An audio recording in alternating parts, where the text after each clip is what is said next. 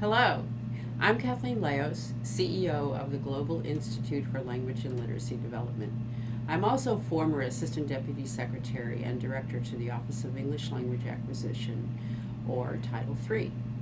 We wanted to take some time today to really talk to you about some of the changes that are going to be occurring under the new reauthorization of the Education Bill, the Every Student Succeeds Act, or ESSA. As we all know, we've waited a very long time for this new reauthorization. And there was a wonderful bipartisan effort not only to put the new bill together, but to get it passed. The bill was passed on December 10th of 2015, and now everybody is scrambling to understand what is actually in the bill and how is it going to impact me, and what changes do I need to make either at my district level or in my classroom as a teacher. So I wanted to spend just a minute or two today to talk about the broad brush concepts that are occurring during the development of the regulation process for ESSA. And first and foremost is Congress really heard states and districts and said, we're going to give power and decision making and funding back to the state and down to the district level. And you can see it evidenced in the bill itself. I've had an opportunity from the moment that the bill was signed to really start what we call unpacking the bill and to get a deep understanding of the bill, especially how it's going to be implemented for English learners throughout the United States. And one of the key factors in the bill itself is not only passing the control and power over back to the states and then down to the local district level, but also to make sure that English learners are reaching and attaining the high academic achievement levels that are expected of all students throughout the state. The bill is complex. Many of the education advocates protest the bill because they're worried that there's not going to be as strong accountability. But what we would like to tell you today is that this bill really takes us beyond compliance. And data is extremely important. Data collection, data analysis, and data evaluation for implementation purposes within the classroom is going to be extremely important at the local district level and right down to the student and the classroom.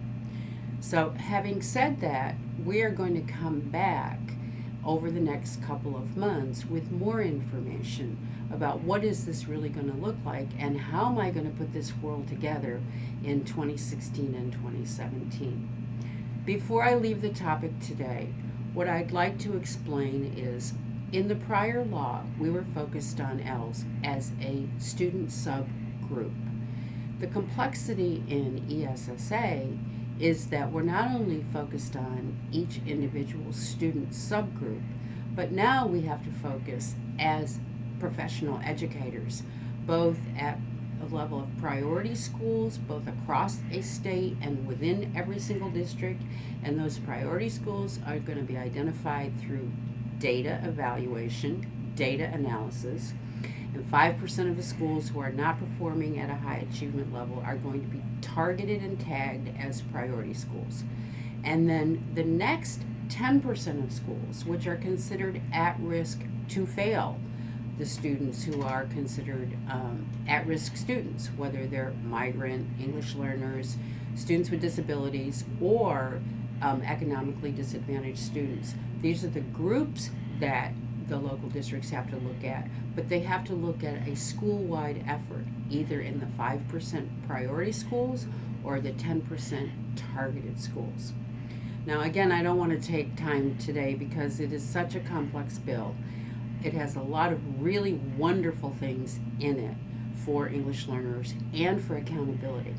But the one key factor I would like to leave everyone with today is remember that it is a tiered accountability system.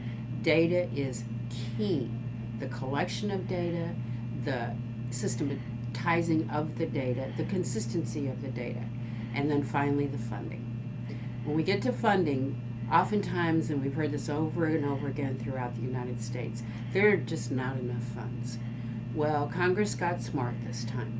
And what they're saying in the law itself is that at the state level and at the local district level, when you're doing a comprehensive effort, a school-wide plan, or a targeted effort looking at particular subgroups of students, you actually get to collaborate your funding. There will be Title I funds available for all student groups, Title II funds, and Title III funds, which are specific to ELS. And this is compliance and beyond, or beyond compliance. And so I look forward to coming back in a couple of weeks with more information that's going to be more specific, that will help you in designing your new plans and then implementing using data. And the money will be there. Thank you.